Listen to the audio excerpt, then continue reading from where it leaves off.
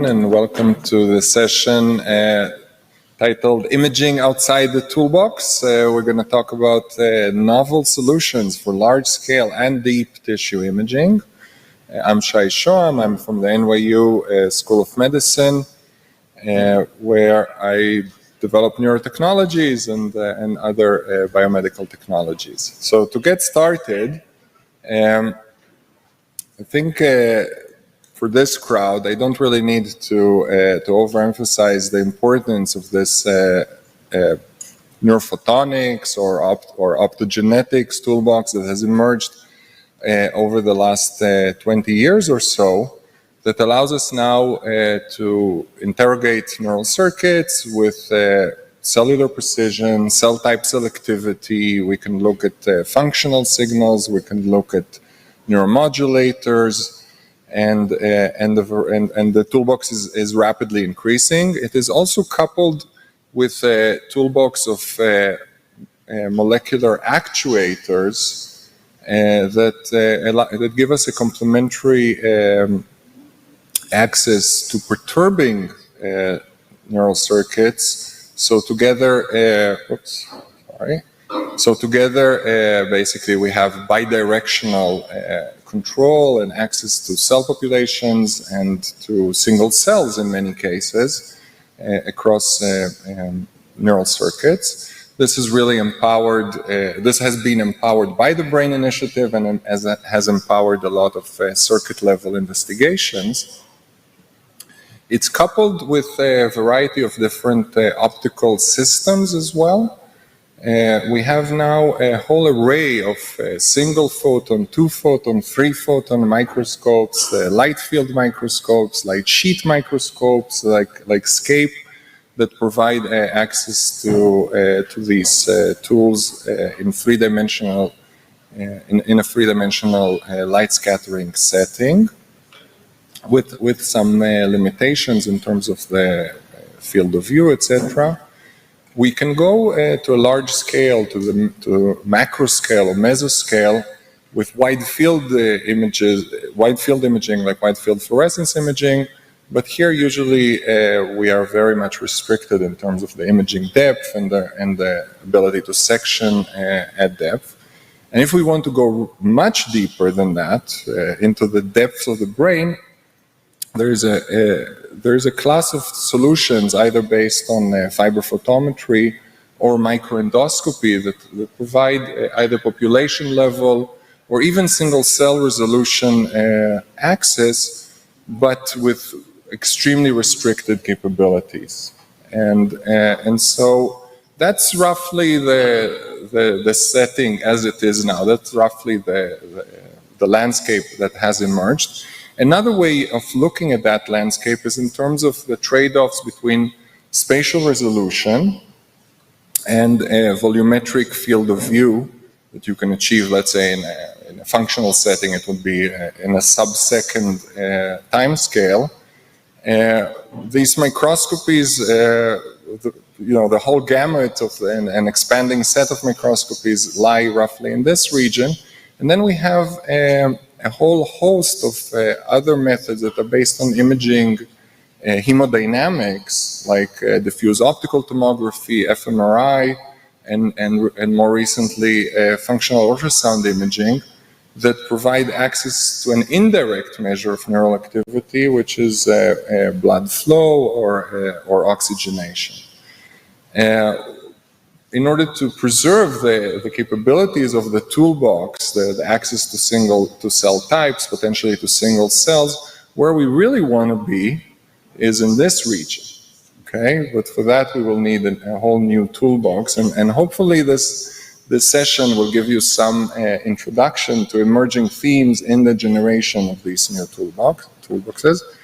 I will lead by talking about optoacoustics, calcium imaging with optoacoustics.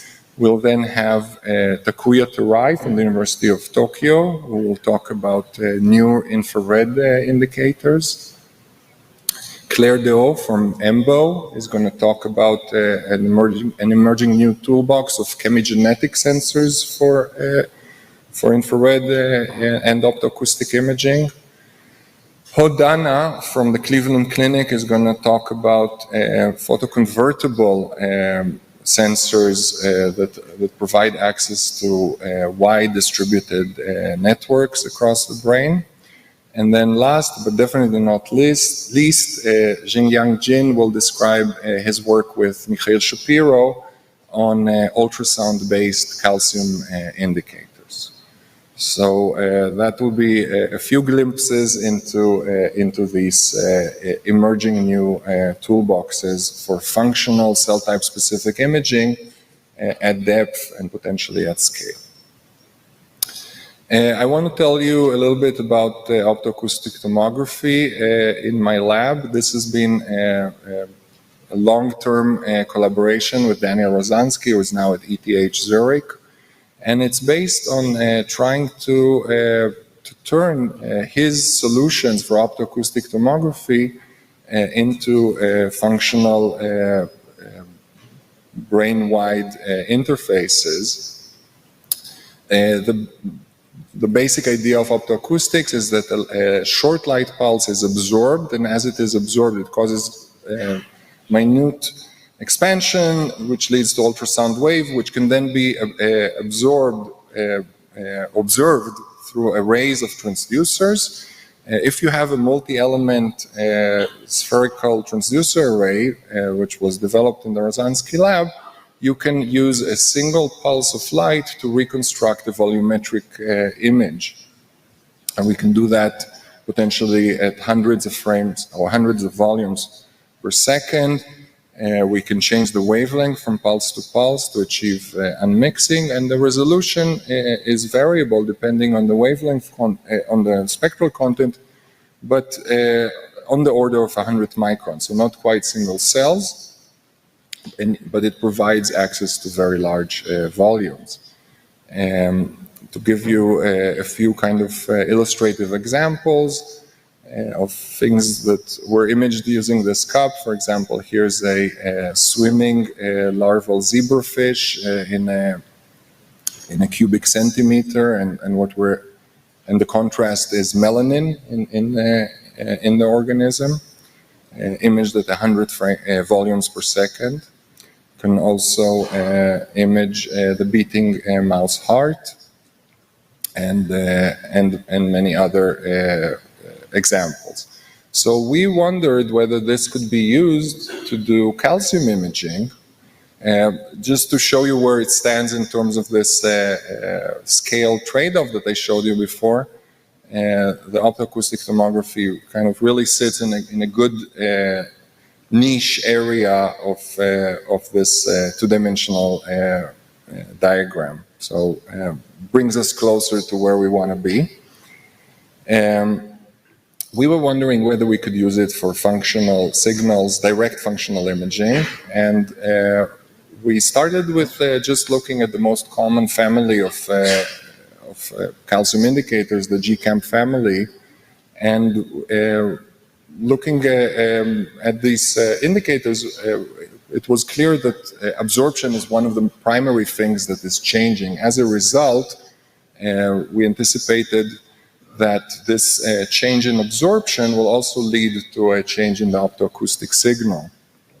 In our early experiments, we looked at a transparent organism, at the larval zebrafish. Here they're undergoing a seizure, and we indeed observed that the optoacoustic signal change tracked with the calcium activity change. So there was promise for being able to take these tools further.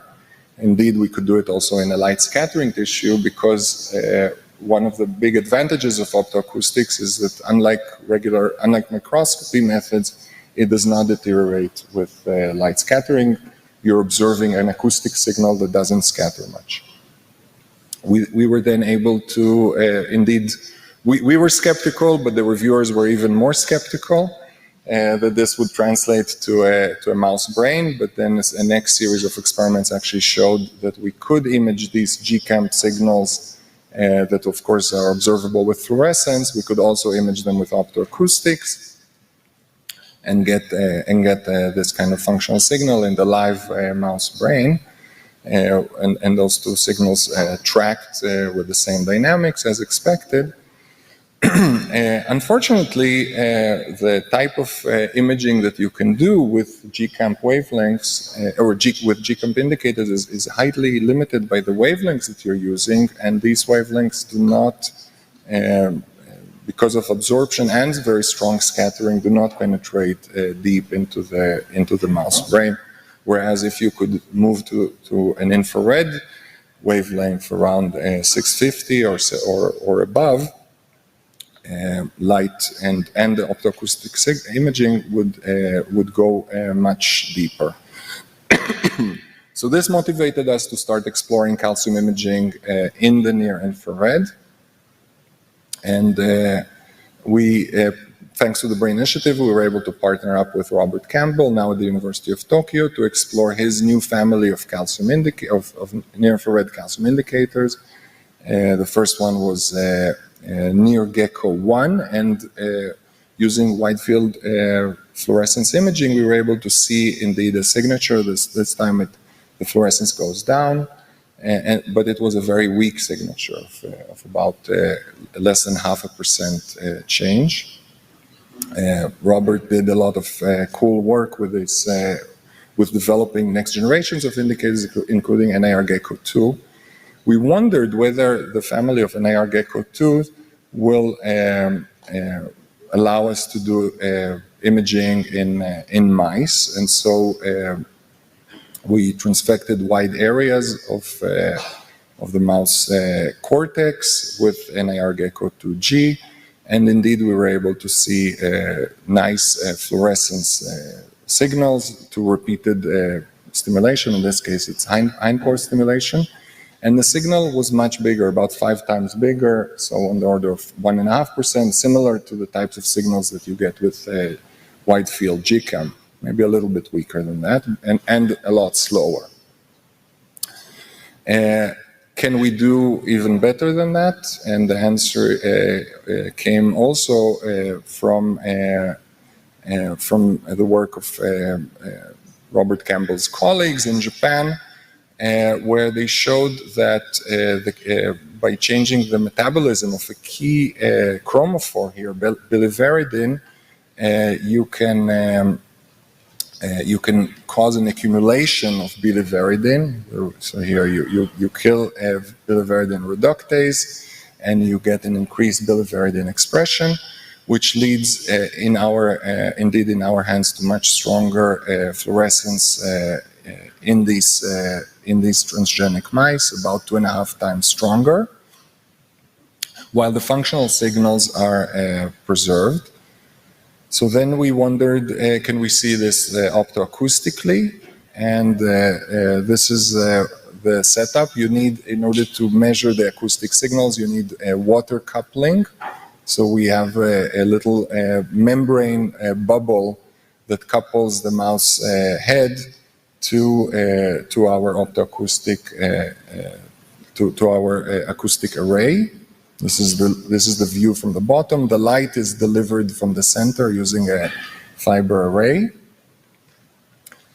And now I'll give you a snapshot of some results using this technique. The optoacoustic signals can be unmixed, and they basically track with where fluorescence is observed. We can see them in 3D because we're doing a tomography approach here. This is a voxel that is that is showing blood signals. So the green NIR-Gecko signal here is negligible.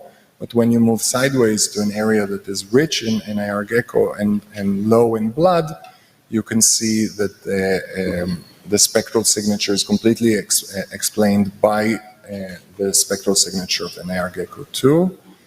And we can also visualize videos, which didn't work right now, of the photobleaching of these indicators.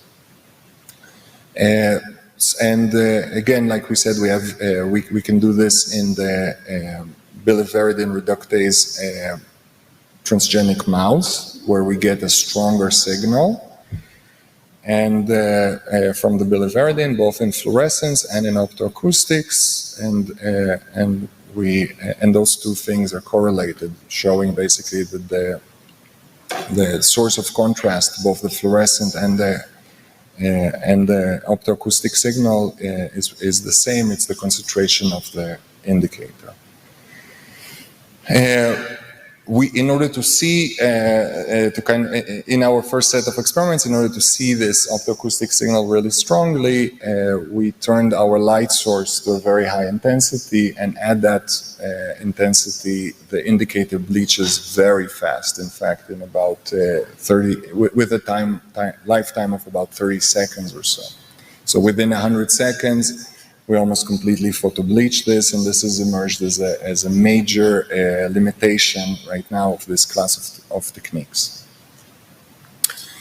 We can also use a fiber scope system that can do fluorescence and optoacoustics concurrently and get naturally co-registered images where we can see both signals changing simultaneously.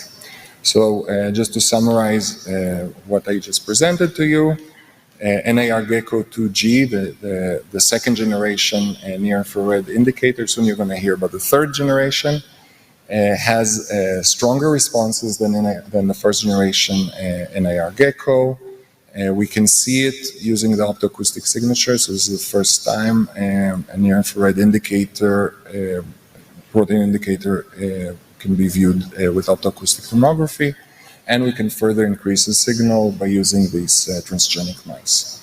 So we're working very hard and are supported by the BRAIN Initiative to further optimize both the protocols, the analysis, and the indicators for this. I want to thank my collaborators in this endeavor, Daniel Rozansky, Robert Campbell I already mentioned, Marie-Yves Paquette from the Laval Core works with us on the viruses, and we also have colleagues at NYU that help us explore the applications of these various technologies to systems neuroscience. Thank you very much.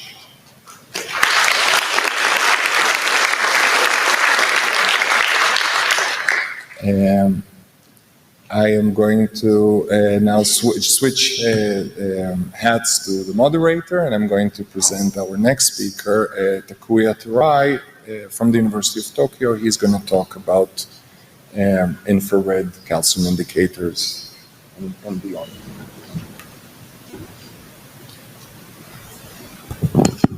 Hello, thank you for your kind introduction, Shai. And first of all, I'd like to thank the organizers and also NIH for giving me an opportunity to present our recent work in this wonderful conference. So before going into science, let me briefly introduce you about the lab I belong to, which is the Biomolecular Chemistry Lab of the University of Tokyo, founded by this person, Robert Campbell, which was also introduced by Shai in 2018. And now the lab has grown up, and we have about 25 members from 6 countries. And in terms of research, what we are doing is basically the development of genetically encoded fluorescence biosensors using GFP and some other derivatives. But recently, we are putting a lot of effort on near-infrared FP-based indicators, as well as chemigenetic fluorescence indicators. And also, with kind support from NIH BRAIN Initiative, we are now collaborating with Shai regarding the optoacoustic indicator, which was described just right now. And we also have another collaboration with Hod Dana's group about the calcium integrator called Campari, that he will talk soon. But today, let me focus on these 2 topics and show you about the recent development. But first of all, I'd like to explain a little bit about fluorescent biosensors in general. And what we call fluorescent biosensor is a molecule that, selectively binds to the target molecules or ion, and then change its fluorescence properties, such as fluorescence intensity or wavelengths. And as you know, there are many fluorescent biosensors developed, but the most representative popular one is genetically encoded calcium sensors, including GCAMP, which is now a pivotal tool in neuroscience, I think. And in this slide, I would like to explain a little bit more about the mechanism of conventional type of single FP-based fluorescent biosensor using GFP. And they are basically composed of fluorescent protein part and sensing domain part. And upon analyte binding to the sensing domain, the conformational change of the sensing domain is introduced. It's transmitted by the conformational change of linker to finally finally change the local microenvironment near the chromophore of the fluorescent protein. And the chromophore, GFP chromophore, is in the equilibrium between these two states, protonated state and deprotonated state. And generally speaking, the fluorescence increase occurs by the shift of the equilibrium between from OH form to O- form. So when we want to develop a highly sensitive probe for the analyte, it also means that we often end up in end up making the sensor more pH sensitive as well. And as shown here, we have developed a high performance lactate fluorescence sensor just this year called ILACO that works very nicely in cell. But the pKa of this sensor in the presence of lactate is 7.3. And in addition to pH sensitivity, there are some other issues of this type of sensor, including the limited coverage wavelengths and photostability and the lack of appropriate sensing domain for some kind of target molecules. So in order to solve these issues, we are basically working on two strategies. And the first one is to use NIR-FP-based sensors. And as is well known, the red or near-infrared region exceeding 650 or 700 nanometer is better for bioimaging because of the better light penetration of tissues. And this MIFP is a protein that emits NIR fluorescence by binding to the small molecular cofactor called biliverdin. So what happens if we combine this fluorescent protein together with calcium sensing domain? And actually, the Campbell lab first reported the NIR fluorescent protein-based calcium indicator by inserting calmodulin RS20 in the middle of MIFP and reported in 2019.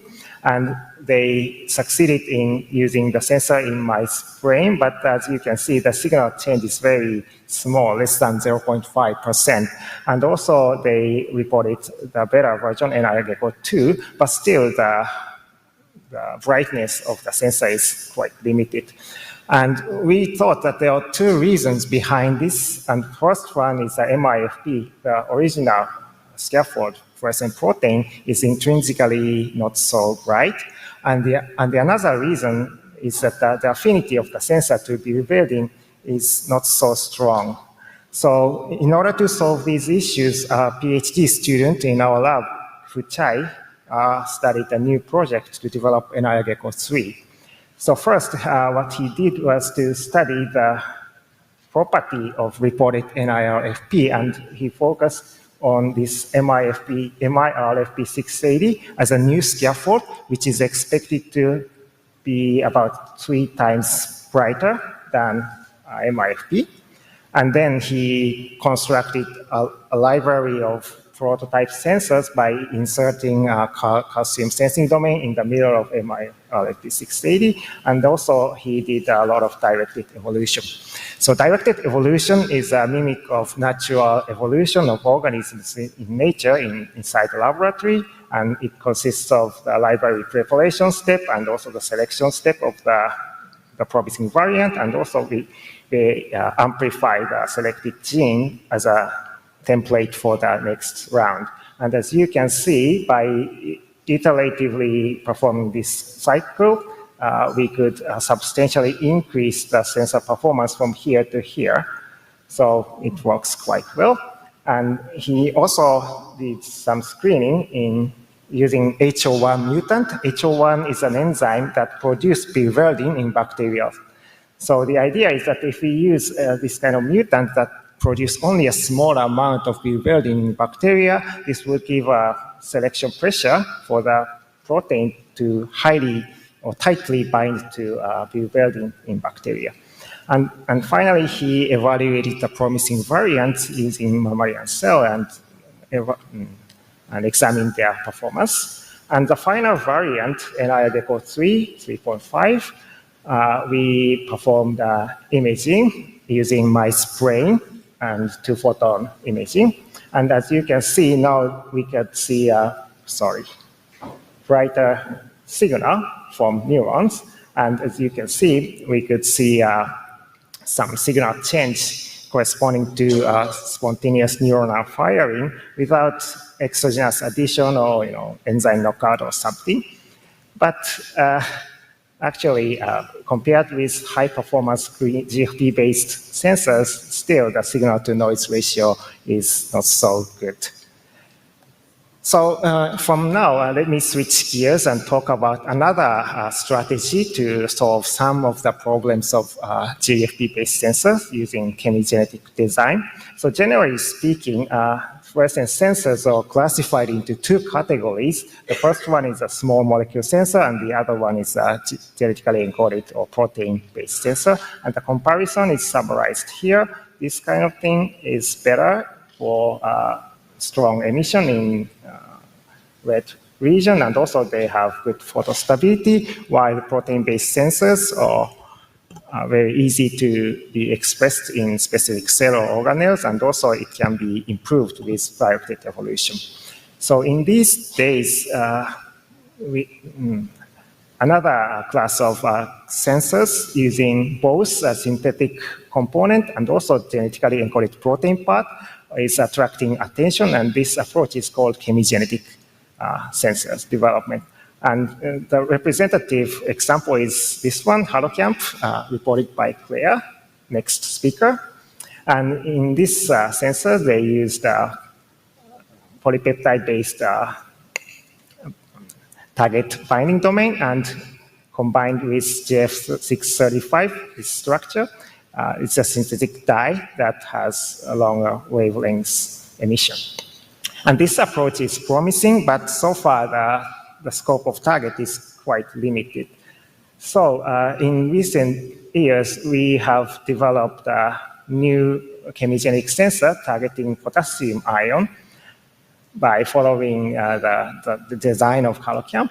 And we used HaloTag that covalently bind chloroalkan-containing small molecule as a scaffold, and we chose this JF635 as a fluorophore, which is known to work, and as a potassium binding domain, we used this structure called KBP.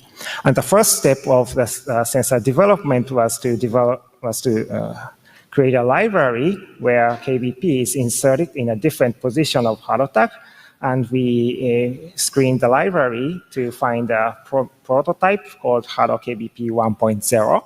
And we then move on to protein engineering. And first we focused on the two linker peptides that connects HaloTag and KBP. And we changed the linker lengths and amino acid and improved the performance. And also we performed directed evolution using E. coli that I explained earlier. And again, the sensor performance was increased substantially to yield HaloKBP 4.0. And then we added some mutation to the potassium binding domain to tune the KD toward potassium. And this variant, final variant, HaloKBP 4.2, shows about 16-fold fluorescence increase upon potassium binding, and it was selective to potassium, and also they don't show much pH sensitivity. And when we express this sensor in cell and added a ligand in the medium, the sensor worked well and showed an increase of fluorescence in response to intracellular potassium concentration. And in the final few minutes, I would like to also introduce about a very new design of chemigenetic indicators using GFP as a fluorophore and synthetic small molecule as a binder. So the idea is that if we could place the ligand, the chelator, in the vicinity of GFP chromophore, upon binding to calcium ion or something, this would change the fluorescence property of GFP. So the sensor consists of 3 parts. The first one is halo tag, and the second one is calcium chelator called BAFTA, and the third one is pH-sensitive fluorophore, GFP. So we expected that the OH form or protonated form of the GFP would be dominant when anionic BAFTA is close by, but upon addition to calcium, the O- form might be more favored and become fluorescence. So we created a library consisting of halo tag and GFP, and we also constructed some ligand library, and we screened all combination to find a most promising variant. And then we performed protein engineering to yield this final variant that shows substantial increase of fluorescence upon calcium addition. And we then performed T cell imaging, and upon histamine oscillation, we could see some nice calcium oscillation inside cell. But as you can see, the signal change is not so strong, because mainly due to the relatively weak KD toward calcium. But anyway, this worked in cell. So this is the summary of my talk today. We are working on new design of metal ion indicators using NIRFP and also chemigenetic approach. And as you can see, they still have some drawbacks. So in future, we want to improve their performance, as well as we want to expand the strategy to other target or ions in cells. And finally, I'd like to thank the people who contributed this work, and thank you for your attention.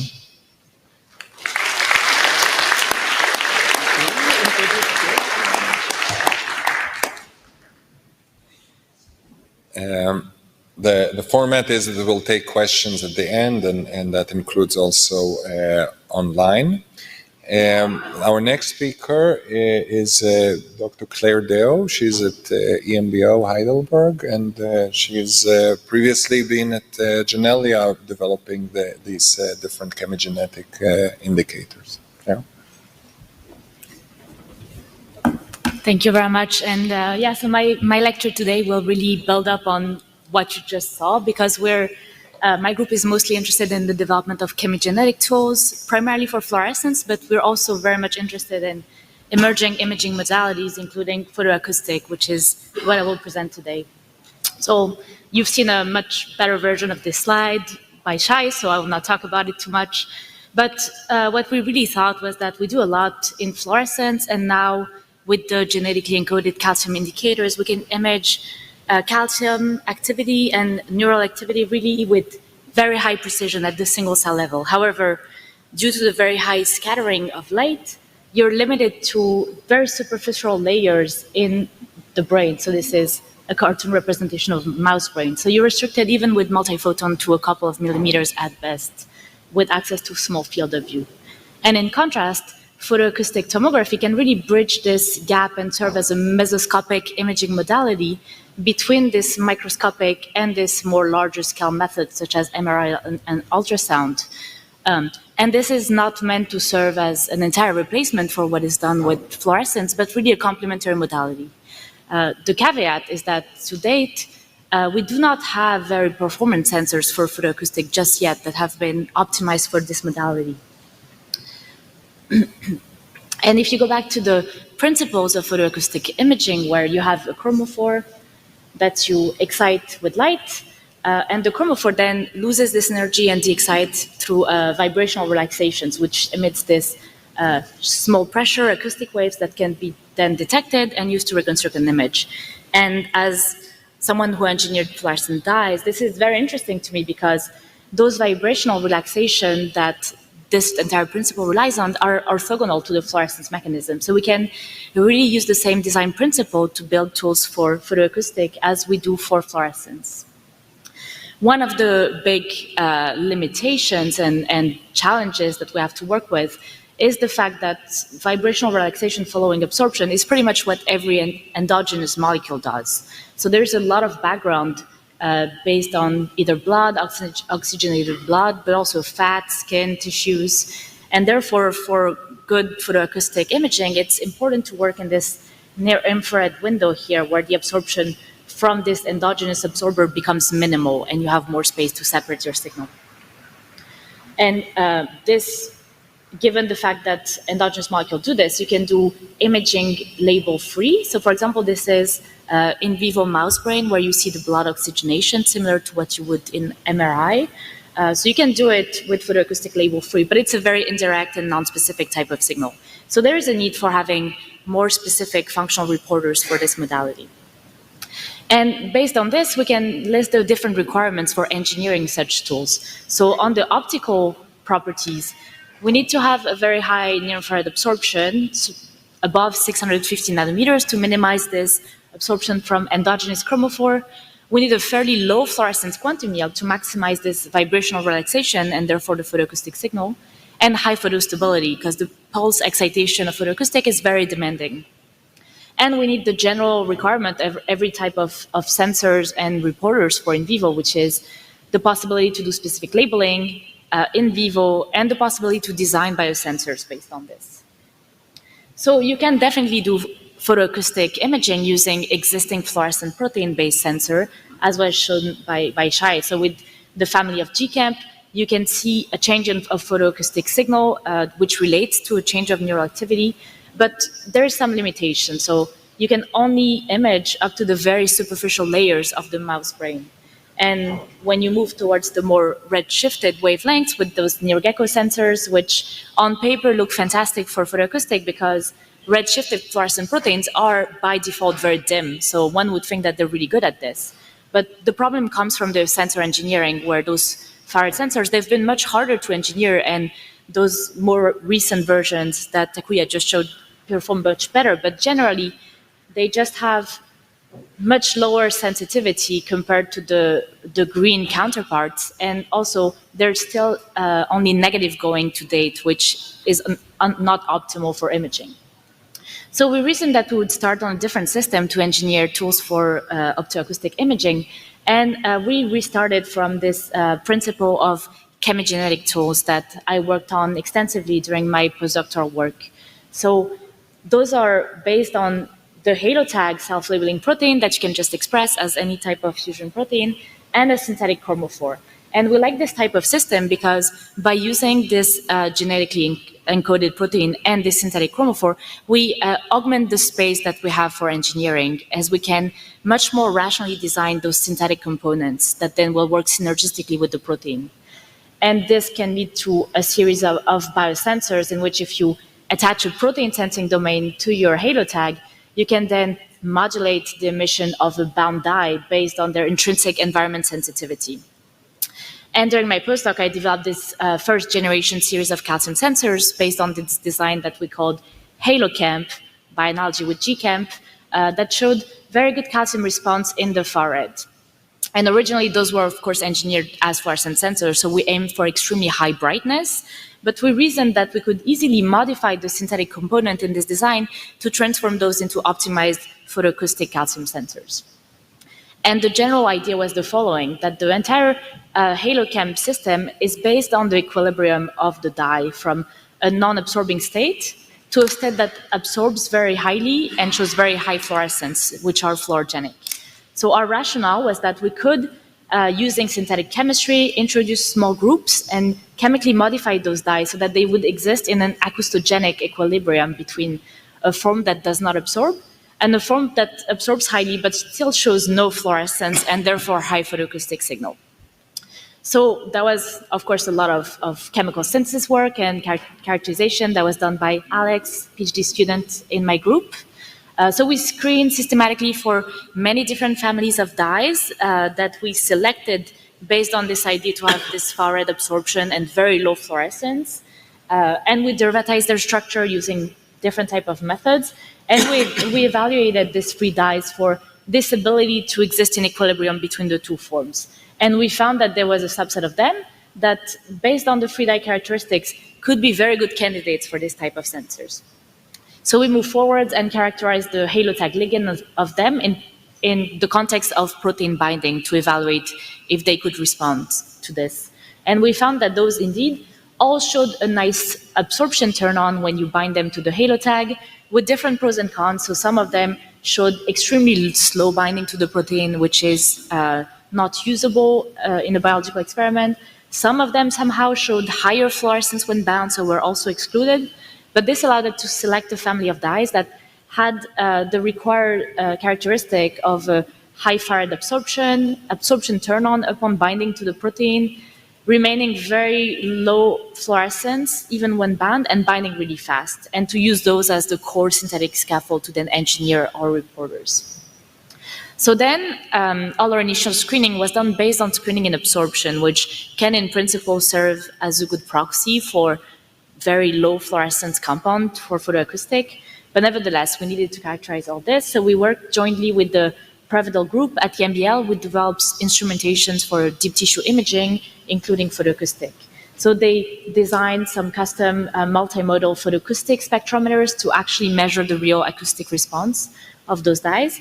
And we found that indeed, with this malachite green derived dye, the photoacoustic and absorption features match really well upon binding to the protein. And to explain and justify the proof of principle of this approach, we compared this dye with the JF635 original very fluorescent dye that we originally evolved the halo camp against as a fluorescent sensor. And we found that when bound to halo tag, when these two dyes showed the same absorption, the photoacoustic signal was about 17-fold higher for a new dye because it is very highly quenched in quantum yield. So that shows that we really need to have a very efficient fluorescent quenching to have high photoacoustic signal.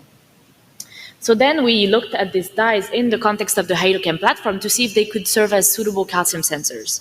So for this, we used the original protein version that I engineered for fluorescence without any modification and just bound them to this new acoustic dye. And we found that indeed the calcium response could be transferred to these acoustic dyes, and that it was working in absorption and also in photoacoustic, leading to two variants, one showing higher signal and one showing higher turn on in response to calcium. And we compared those to NearGecko 1 because back when we started, there wasn't improved version just yet. And because in terms of wavelengths, it is really the only comparison that makes sense, even though its application in photoacoustic is just much more recent. And we found that in terms of signal, we had one of our versions that was that showed double the signal of NearGecko in photoacoustics, and another one slightly lower. But in terms of sensitivity, both our sensors were showing much higher sensitivity and also were positive going in photoacoustic, which is a very preferential capability for imaging. It also showed higher photostability, although not like order of magnitudes, but higher photostability than the NearGecko dyes. Then we moved on to actually imaging in more realistic conditions because those spectrometers allow us to do really point measurements, but want to image in 3D down the line. And what the Prevedel group works in developing in terms of systems is slightly different than what I presented because they worked with this Fabry-Perot interferometer sensors as the detector of the acoustic waves. And we really like this approach because the detection of the acoustic waves is entirely optical. So in principle, this is a clear window through which you can both excite and then detect, and through which you can also do direct fluorescence imaging through the same detector. So this is advantageous down the line to be able to do multimodal imaging using a single detector. And we started looking at our new probes and our new sensors, first in phantom tissues, which basically would just be like an in vitro mimic of a more complex structure that we can put in a scattering medium that mimics the scattering of a mouse brain.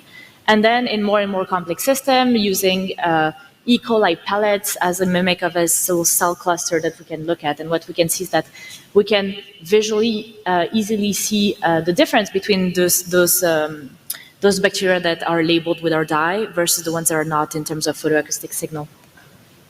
So we can also look at all these calcium indicators in tissue phantoms to extend our comparison. And we found that even using a scattering medium, we found that the data actually correlates very well with what's measured in cuvette in terms of the turn on for both sensors in comparison to NearGecko and also the relative signal intensity. So what's gratifying is that the measurement actually scale up, and we can really use basic in vitro measurements to infer the behavior. And then we move to starting to look at more complex model system. One of our main goals is, of course, to be able to do whole brain calcium imaging using photoacoustic in mice. So we started looking at the mouse brain and how this type of labels would perform in this context. So we started by ex vivo labeling. So in this case, the virus of the halo tag is injected and expressed in vivo, and then the brains are sliced and labeled by BAS labeling. And what we can see is that so here in this example, the halo tag is strongly expressed in the hippocampus. Before labeling, we see nothing from the dye, and after labeling, we see correlation of the signal with the hippocampus, which is not very clear because the dyes are barely fluorescent, so we cannot really see it. However, when we use photoacoustic, we can see that post-labeling, we see this correlated signal to where the halo tag is expressed. In comparison, if we take a brain slice in which there is no expression of halo tag and we label it in the same conditions, we see no photoacoustic signal resulting from it. So we know that this is not an artifact from the GFP and really comes from the photoacoustic signal of the bound dyes. So this shows that we can achieve specific labeling of expressing neurons using our system, and that this correlates with strong photoacoustic signal. And finally, we moved towards trying to do the entire labeling in vivo to then be able to image in vivo. And in this case, we express the halo tag similarly by AAV injection in the hippocampus. And then we label with the dye through intracerebroventricular injection of the dye. And then we extract the brain and do entire brain photoacoustic tomography imaging. And what we can see is that we really find again this bright signal where the halo tag is strongly expressed and that it correlates with the dye expression, that we can also see if we reconstruct slices in the volume. So this is great first results in terms of the applicability of this in vivo. However, it's worth noting that the in vivo labeling remains quite challenging when you have the synthetic component, and it's overall a general limitation. And we can also control after delivery that we do have the correlation to the single neuron level of the labeling with the dye. And so as an overview, we have developed this first generation of chemigenetic labels and sensors for photoacoustic imaging. They perform really well in tissue phantom, and we have this first proof of principle that we can use this to label neurons inside the mouse brain and visualize this via tomography in photoacoustics. So there's still a lot of room to develop and things to solve before we're able to do functional in vivo imaging with those. In particular, we think we can really further improve those sensors. We now have some next improved variants, but we can still do a lot of improvement through general protein engineering, but that will require developing new high-throughput screening methods with photoacoustic readouts that are not yet readily available. One of the major caveats of using this chemigenetic system is that you gain a lot from the properties of the dyes that you can deliver, but you have to deliver the dye, and in complex systems that can be really a problem. So what you can see in the example that I showed you is that although the correlation is really good in the hippocampus, in the lower part, in the thalamus, where halo tag is also strongly expressed, the dye simply did not go there. So we think bioavailability, permeability, and methods to deliver those dyes will need to be optimized before we can get to whole brain labeling.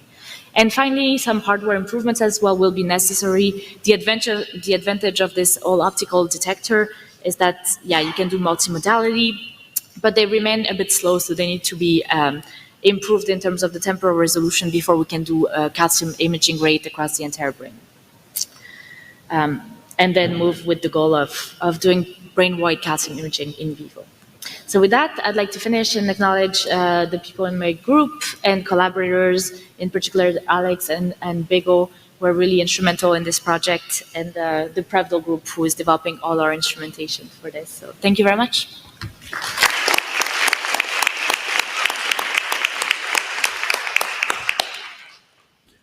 Wonderful.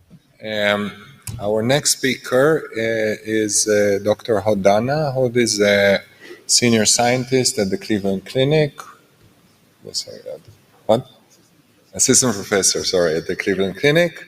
And he is going to talk to us about photoconvertible approaches for large-scale activity imaging.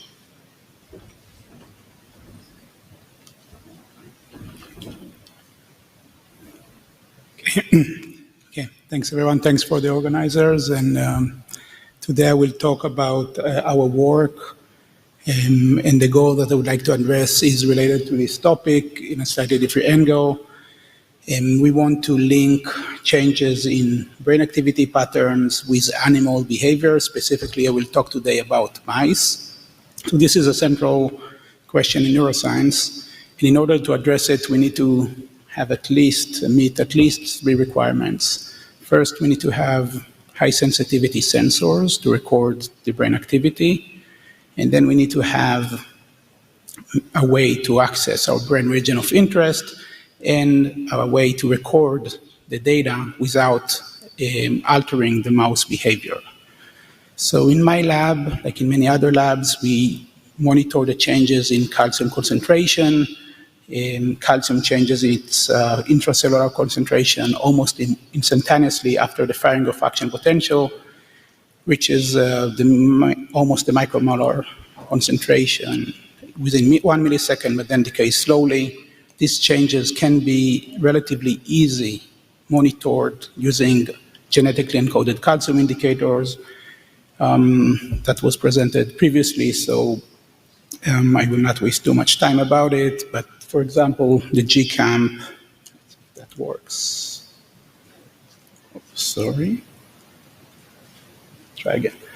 So the GCAMP or any other genetically encoded calcium concentration indicator will be composed from a fluorescent protein, GFP in this case, and a calcium binding domain. And upon calcium binding, there will be some sort of conformational change and change in the fluorescence of the indicator. Now, in order to record the activity from the brain of the mouse, there are two main approaches. One of them is to fix the mouse under a microscope, like shown in this example, and label the neurons of interest with GCAMP or other sensor. In this case, the mouse can be engaged in a head-fixed task, like whisker detection or virtual reality task. Now you can get access to a relatively large brain region. You can see here the quality is very impressive, but we'll get to the but later. And there is a different approach, which is to fix the microscope to the mouse head. In this case, like shown in the movies here, the mouse can move, and this is the raw data that is acquired from the mouse. Now, in the second example, the mouse can move around. Data can be acquired either as wide field, 2-photon, 3-photon. There are models for miniscope and Inscopic, so other models. And these two approaches have some severe limitations. First, if you head fix the mouse, then naturally you cannot study free movement. But even if you attach a miniaturized device to the mouse head, there are two main issues. First, as I showed you, there are issues of field of view size and image quality. But even beyond that, these devices, also very impressive in terms of engineering, put a relatively large weight on the mouse head. And this weight can affect the behavior and the brain activity. So in my lab, we try to develop a third approach that will allow us to access a large area of the brain and to bypass some of these limitations. So for that, we switched to use the Campari calcium integrator. Campari was developed by Eric Schreider and his team at Genilia. This is a calcium indicator that is composed from the MEOS fluorescent protein and is attached to a calcium binding domain. Campari can be used to record brain activity, but not in the form of change of of fluorescent intensity, but in the form of change of color. In high calcium environment and with the presence of 400 nanometer light, the fluorescent protein will change its color from green to red. This is done by a cleavage of a covalent bond, and it's irreversible. So if you record activity with Campari, an experiment would look something like that. The experiment starts when you turn on the 400 nanometer light. Now firing of action potentials will cause each neuron to gradually change its color from green to red. The experiment is completed when you turn off the light, and now you have this permanent color mark of activity that is imprinted in the fluorescent signal of each neuron. And you can record it later and get this indication of activity level. Now, if you want to transfer that to record from freely moving mice, we need to understand that there are two phases here, which is slightly different than a standard experiment. There is the recording phase, which is when you shine the 400 nanometer light on the brain. And there is the readout phase, which can be done later. For example, if you want to study novel object recognition, you can train your mouse in an arena. When you're ready to record, you just need to turn on the 400 nanometer light, and then you can read your signal later. And this is what we try to do. This work was led by Dr. Aniruddha Das from my lab and was done in collaboration with Jacob Braber's lab in Oregon Health and Science University. The work was recently published, so I'm just going to show some of the highlights. We injected mice with in 5 different brain regions, 2 in the somatosensory cortex, 3 in the motor cortex, and then we recorded brain activity in freely moving mice using Campari in 3 different behavioral tasks. Now, I want to just fill a small point. I said that the change in Campari from green to red is irreversible, but nothing in life is irreversible. The red protein will degrade over time in the days after recording, while the host cells produce new green protein all the time. So roughly after a week, 95% of the protein is replaced, and you can record again. So we could record from the mice same over and over again. And this is how recording from freely moving mice looks like with Campari. The mice are implanted with cranial windows. There is a light source right here above. Okay. The arena here is relatively small. It's about 15 centimeter in diameter, but the arena size is limited by the light that you can provide. So if you have a more powerful light source, or if you have multiple light sources, you can just increase the size. And as long as the light is on, the recording is on. Here is a recording from the rotor rod experiment when the mouse needs to maintain its balance on this rotating rod. And again, light source is at the top.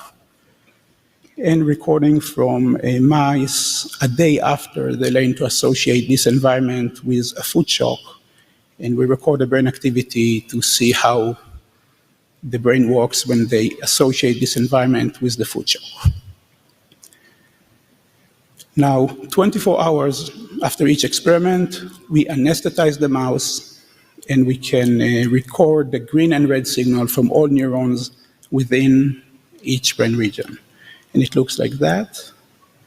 Okay, each ring shape you see here is one cell. We record from the surface, it's shown here, to the depths of 300, basically as deep as you can see. And you can see more green cells and more red cells. Basically, the color indicates the activity level of each cell, which of course can be quantified. So what I want to emphasize is that this is a true volumetric recording method. All the cells across all brain regions and all depths are recorded at the same time.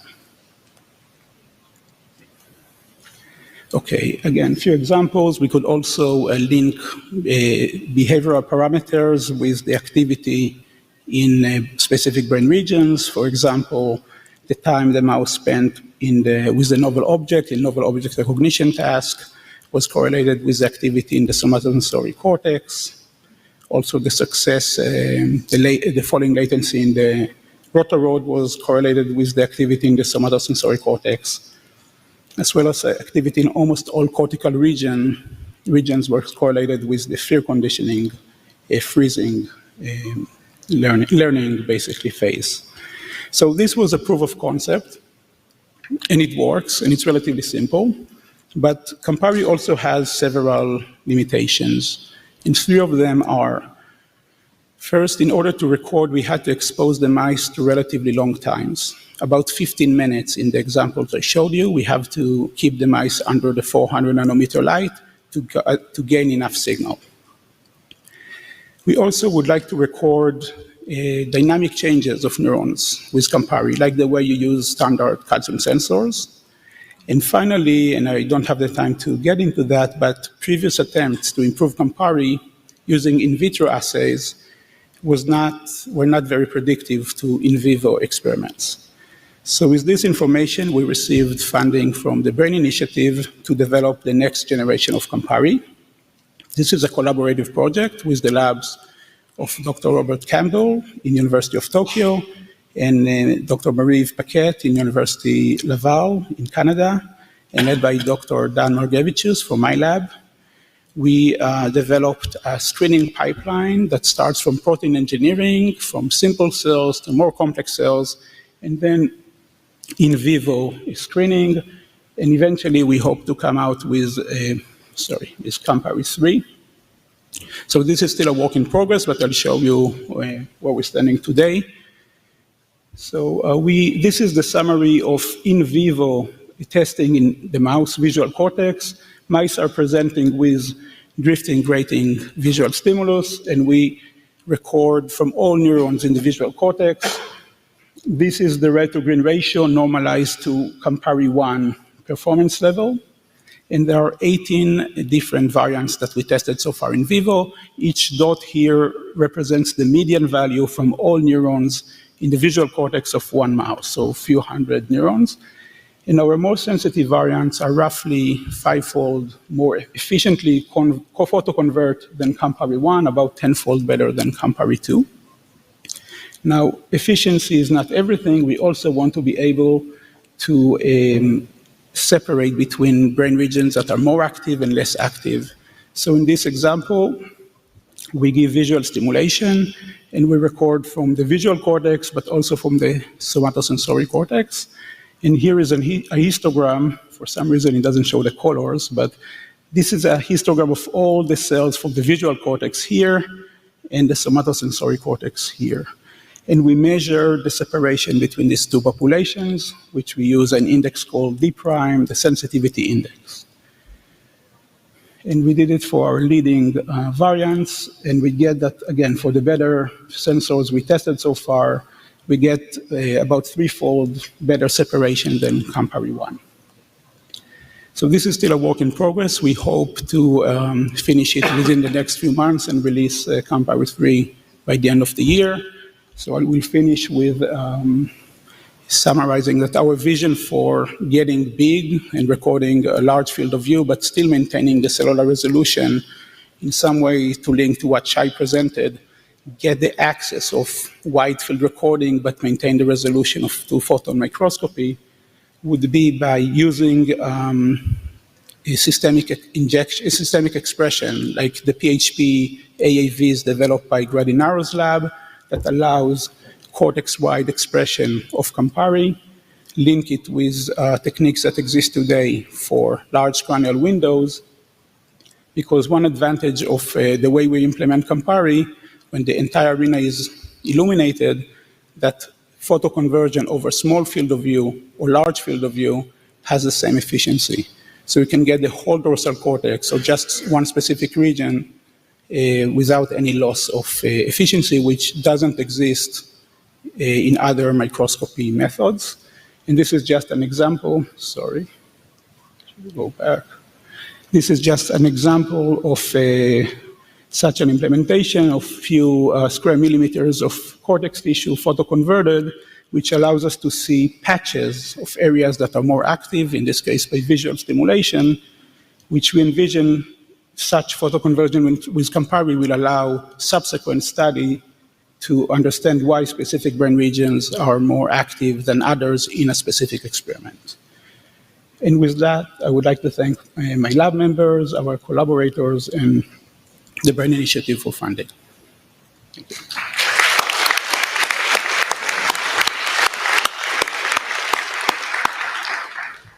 Our last speaker is Xingyang Jin, and he works with Michael Shapiro in Caltech on develop. So this is going to be something completely different. While the previous speakers, tried to retain some commitment to optical sensors. The last two speakers were kind of did their postdoc in Genelia, developing state-of-the-art new light sensors. There was still some commitment to light. Xingyang is going to untether us completely from optics and go all in on acoustics. Thank you, Shai. And also I'd like to thank Brain Initiative to support trainees. And so you will be able to hear from me, younger people from a younger field. So thank you for being here, and thank you for all the speakers for their amazing presentations. I'm very excited about this evolving field of large-scale neuroimaging.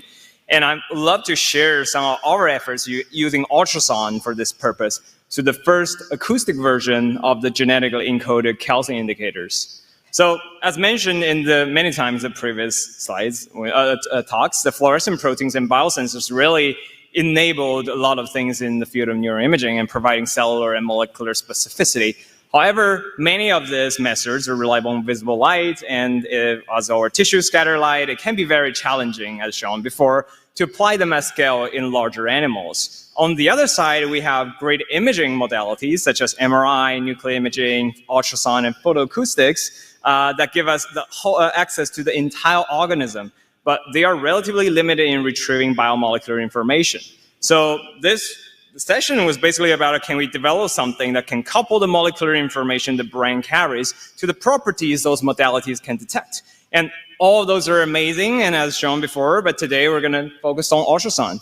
So just very briefly, ultrasound is an oscillating mechanical pressure wave, and it relies on a very straightforward mechanism to generate an image, where it will travel through the media, and then once it encounters something has a different mechanical properties, it will scatter back. And depends on how fast you detect it at the time of flight and the amplitude of the backscatter signal, we can know where the sample is and how mechanically different it is. It has good spatial and temporal resolution and it has great penetration depth.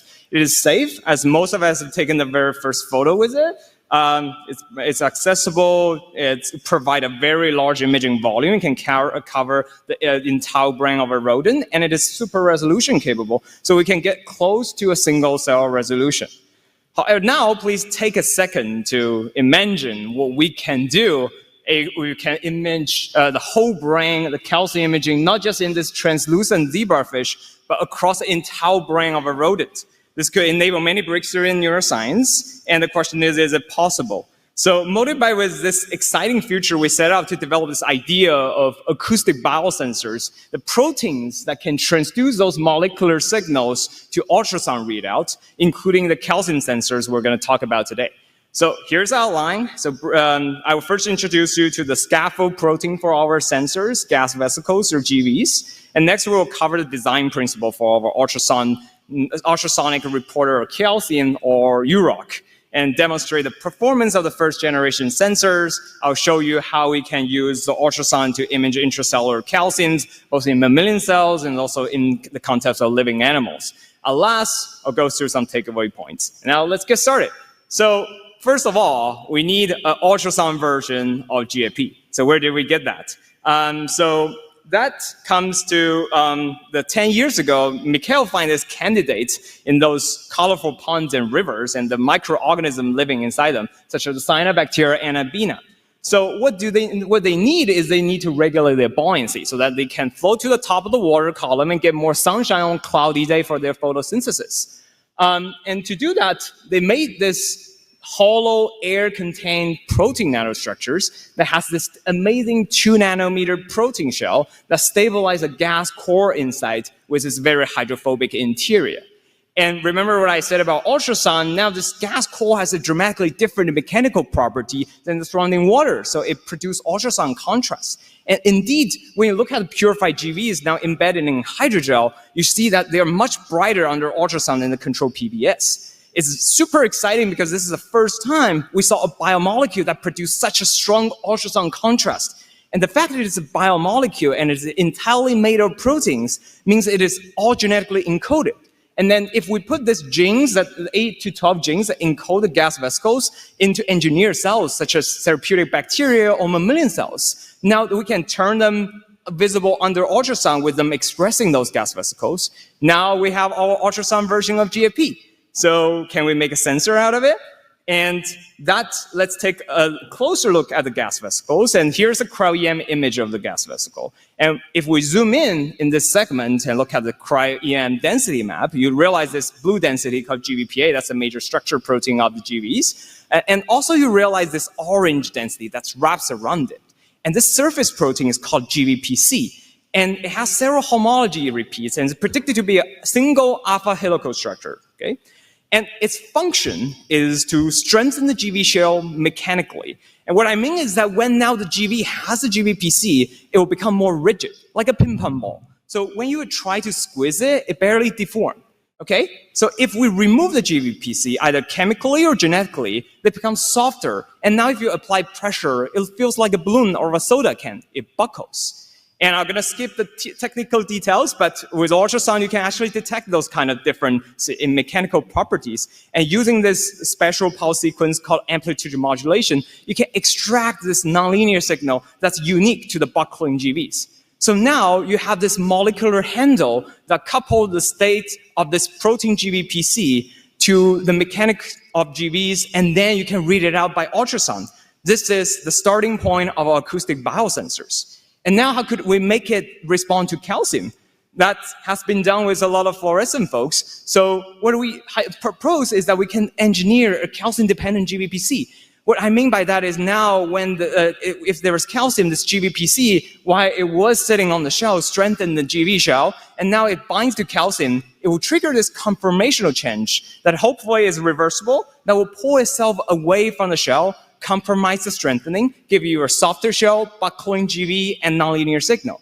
So with just this cartoon, I team up with my graduate mentor and 2 amazing research technicians to set out to make this actually work. So again, learning from the best from the fluorescent calcium indicators, we're going to use the same motif, this calmodulin and the calmodulin binding peptide, as you're all very familiar with from the previous talk. So I'm going to skip this slide.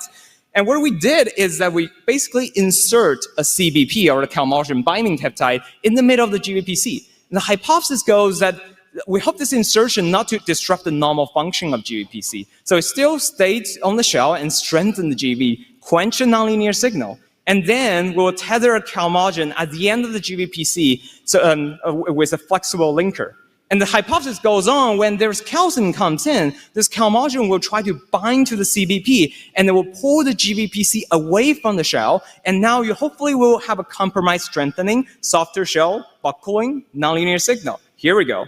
And I'm going to skip the screening process and just say that we got a first working prototype, and we named it UROC-1A. And now you can see under ultrasound, again, this is purified UROCs embedded in hydrogel. They look very dim without calcium. And now if you add calcium to it, they become much brighter. And now if we remove the free calcium by calcium chelator, you can see this reaction is totally reversible. The signal just goes back to the baseline. And with this, you can get a 5-fold dynamic range, and it works across different acoustic pressure. You can think of laser power in terms of optics. And it has a very decent sensitivity to calcium. You have an EC50 around 500 nanomolar. That's pretty relevant for intracellular applications. And you might ask, this is a dynamic sensor, what about kinetics? So we have to build something to measure the kinetics just because there's no such a thing in ultrasound. So the thing is that you just have the sensors that mixed with calcium deliver into this acoustic transparent tubing where it's imaged right after mixing. And with these devices, we're able to measure the kinetics of sensor to be about 20 seconds half turning on time and about 16 seconds half turning off time. This is the first time that we got a working dynamic sensor, and this kinetic is great for a lot of non-neuroscience applications for calcium imaging. But neuroscientists wants it faster. We also want it to be faster, and we're like, why is this slow? So we look at the molecular mechanisms, and this is what I proposed at the beginning. So there's a partial dissociation after they bind to calcium. Okay? Some of you might be wondering, could it be that they just fully dissociate and then it will magically attach back when the calcium is removed? And you're right. That's how it goes. And we look at it under cryo-EM. Now you're looking at a cross-section of the gas vesicles, and you realize those little dots representing the density of the GVPC. And then you see when there is no calcium, you see those dots very well presented on the EM density. However, when the sample is incubated with calcium, you see those dots disappear. That indicates that the GVPC is missing. And we also confirmed this with electrophoresis. Now, we basically do this thing called buoyancy purification. Because GV has gas inside, you can actually float them. And if we take the top portion, you can run them on a gel. We'll see the proteins that adhere to the GV shell. And you see here in the non-calcium case, is this density well represented GVPC. Well, when you add calcium to it, you see the density is totally gone, confirming that we got this mechanism that is a total dissociation. So we're now like, but we can turn this actually into a feature, because now you're working with a heterodimer binding regime. What if we just add more GVPC to it? So presumably this will enhance the off kinetics, right? So when the calcium is removed, it's just a whole bunch of a GVPC that's rushing onto the GV shell. And that's exactly what happened. So now when we increase the relative concentration of GVPC to the GVs, now we have a dramatically enhanced off kinetics. We get it down to below 10 seconds with a marginally effect to the on kinetics. Still, we need to work on the on kinetics. We need to make it faster. Again, I'm going to skip through the optimization process. We basically tune the linker lengths, the calmodulin affinities by making mutations. And now we get to this UROC1B, a better variance that gives you a higher sensitivity. You get an EC50 about 100 nanomolar. And a much faster kinetics turning on. So this is just to put in the context that the off kinetics still with a lower GVPC concentration. But the turning on time is now about 3 seconds. That is perfectly fine for neuroscience applications for example, GPCR signaling. We're super excited and we're like, let's put them into cells and see what happens. So we basically put all the genes, because everything's genetically encoded, into hex cells. And now you can see with this very conventional ionomycin categorization, when there is ionomycin and NGTA or no ionomycin stimulation, the signal is pretty low. And if you have ionomycin and calcium elevated the intracellular concentration, you get an elevated and nonlinear signal in ultrasound. This is in cells, so we were extra careful. We also include a control where we just using point mutation to knock out all the calcium binding motif of the sensors. You can see this calcium dependent contrast is gone. So we confirm that we're specifically looking at calcium signaling. And with this, you get about 3-fold inside the cell as a maximum dynamic range, and about 2-fold practical, just because you're looking at a little bit signal from the resting state. Of course, the cells are totally fine with expressing them. The viability is almost the same with the red version of the GCAMP. And then we were like, now with this kinetics, what can we do? I mentioned GPCR. There was a lot of interest in looking at the extracellular signaling molecules, dopamine, serotonin. So we try to learn it from the fluorescent community and develop this thing similar to the previous sniffer cells. Now we have engineered this cell-based implant called drum cells, where the cells engineered to have this GPCR, which as a proof of concept, we use a DREAD GPCR that can convert the extracellular molecules to intracellular calcium elevation. And then we can pick it up with our acoustic version of calcium sensors. And we implant those sensors in the mouse brain. So on the right side, you have our drum cells, and on the left side, you have a control where the drum cell is with the non-calcium responding sensors. So here's the data. You're looking at vascular images from ultrasound, just show you the anatomic information of a coronal section of a mouse. And now if we administer the agonist systematically, you will see this from this video that the signal turns up only on the right side. And this is the time-lapse images showing that hopefully you can appreciate that we have a pretty good spatial temporal resolution in terms of this within the implant. And if we integrate the signal within the implant, so you can very precisely capture the pharmacokinetics of this agonist, and you get about 30% top signal changes in vivo. And this is through a transcranial window, but the beauty of ultrasound is things can be totally non-invasive. We also done this through the intact skull, so no additional surgery needed whatsoever, and you just get a little bit more noisy, but the peak enhancement is still about 30%. With this, here's the conclusion. I hope to convince you that ultrasound is awesome. Ultrasound calcium imaging is now possible with UROX, and then we can provide large dynamic range, high sensitivity, kinetics below 10 seconds, and then it really enables non-invasive imaging of calcium signaling in the rodent brain. And there's many possibilities and challenges, as some of you might ask, what about in situ expression in neurons? We're working on it, it worked, but the signal is just still pretty weak. But a lot of things need to be done before they actually, but we're very excited about this. And at last, I just want to thank my advisor, Mikhail, all the co-authors who actually did the work, the GB teams, and the Shapiro Lab. And if you're interested, please scan the QR code for the preprint. Thank you.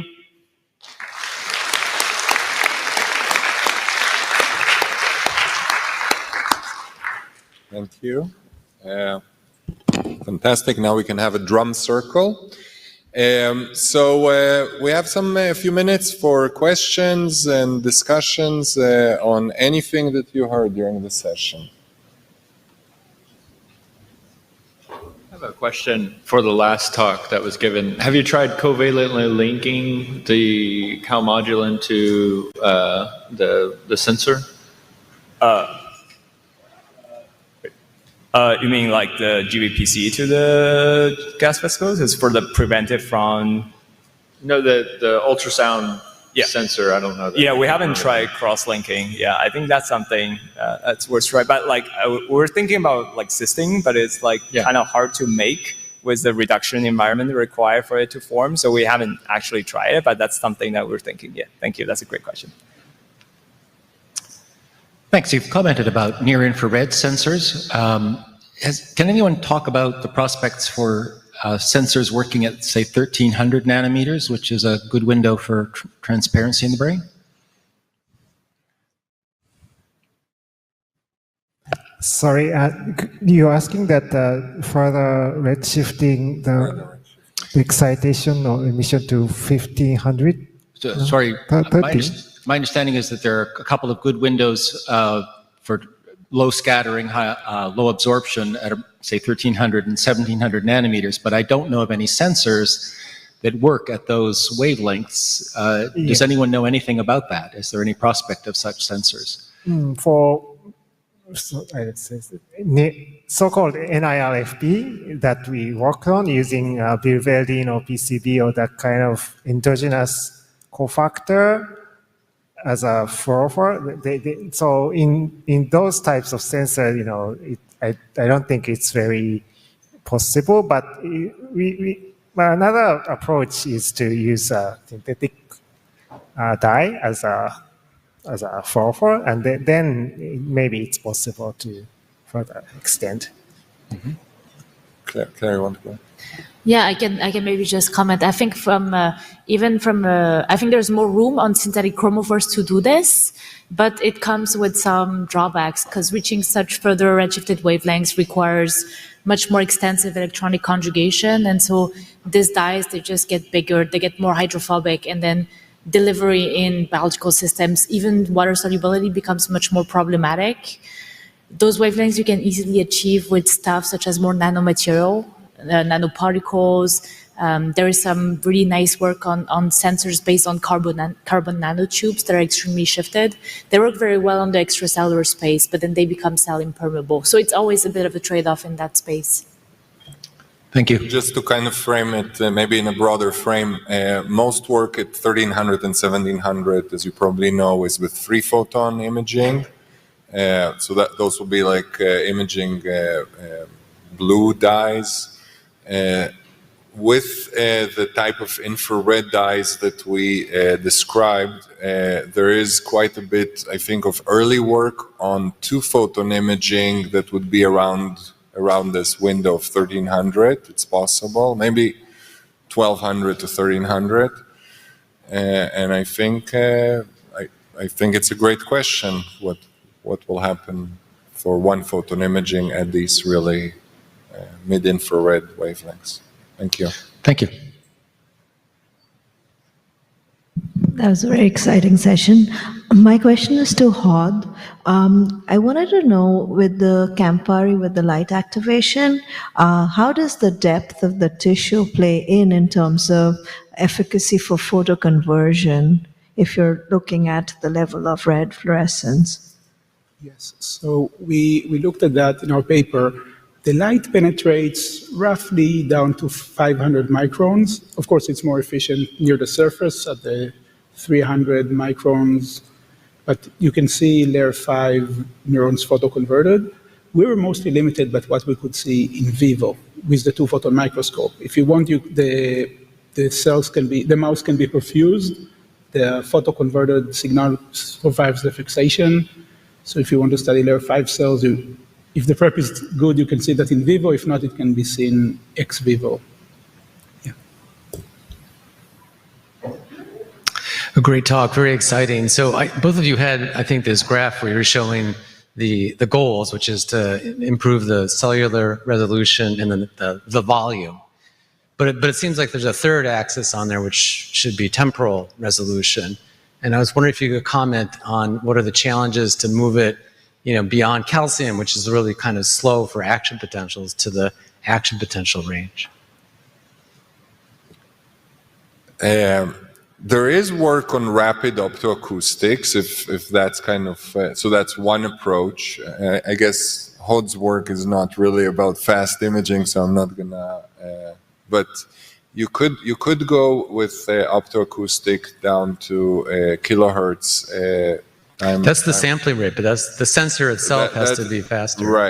Right. So, so potentially there is a potential for exploring optoacoustics with voltage sensors. All this new family of voltage sensors does have also an absorption signature. But I think we have quite a bit to tackle with the calcium challenges, that this will be pretty far off. But maybe Claire is already working on it. I don't know. No, we're not working on it. Calcium is so much more accessible. I think in terms of your question on what's the limitations of kinetics in the sensors, I don't think we're more limited than what's done with fluorescent protein from the sensor side. The imaging modality is somewhat of a limitation, but I think for going to voltage, one of the difficulties that I can see is simply the sensitivity, because expressing calcium sensor, you have a ton of molecules inside the cytosol. With voltage, you're limited to a small number of molecules that is restricted to the membrane. So the sensitivity for at mesoscopic scale imaging can become a very big issue. So I can see that this will become some kind of a limitation depending on what scale you want to image at. For full brain, you might just not have enough signal from your sensor molecule. Right. But Takuya had the potassium sensor, so I was wondering what the temporal resolution is for that one. For potassium sensor? Yeah. Yes. So far, we haven't characterized the detail about potassium sensors K on, K off, but roughly speaking, it's the order of second. So it's not so fast as to, detect the, depolarization of the neuronal firing. Thank you. I guess one more aspect that I can add to your question, to the answers to your question, is there is this whole big family of neuromodulator sensors that is also being developed in parallel by several different labs, and it looks like a trend there is also moving to the infrared, incorporating some chemigenetic strategies, etc. So that's kind of a parallel effort that's happening. Do we have questions online? No? So I think we're exactly on time, which is rare. Oh no, we have one more question from one of the co-chairs of the original Brain Initiative. Yeah, hi Shai. Thanks for the opportunity here. I ask a question from someone outside the field, right? I don't know all the details and manipulations and optimizing these things, but maybe it'd be nice for you to close by saying, at a macro scale for someone like me, what is the big win here with psychoacoustics or with the all acoustic? Is the big one with psychoacoustics the fact that you get excitation in through light and you have a different modality for reading the signals out and therefore you get better separation, or is there something different? And I understand that the big win for the all acoustic is to be able to get in through the skull with no craniotomies, things like that.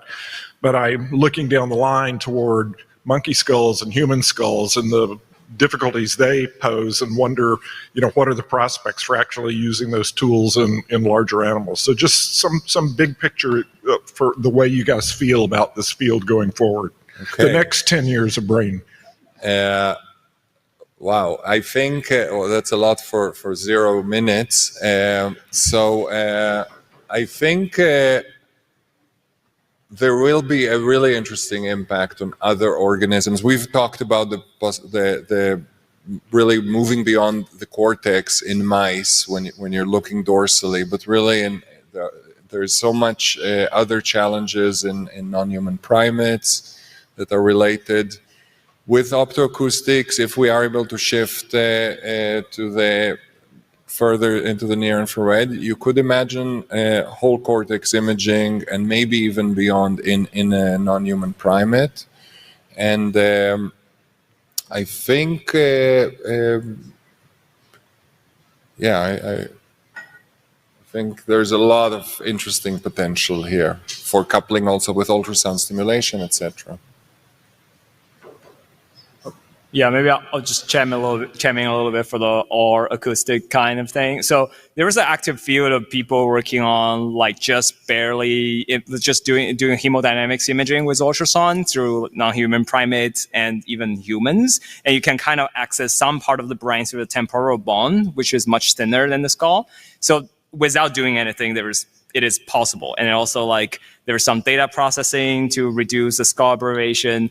Also, very recently, it's kind of a controversial methods, but we have one of the human subjects undergoing some skull replacements that can replace part of their skull with acoustically transparent material that is rigid enough to protect the brain, but acoustically transparent so that you can access the brain. Not saying that it's going to be a general methods, but that's another way that we can undertake for larger animals. And we are all available for discussion later. Thank you very much for attending this session.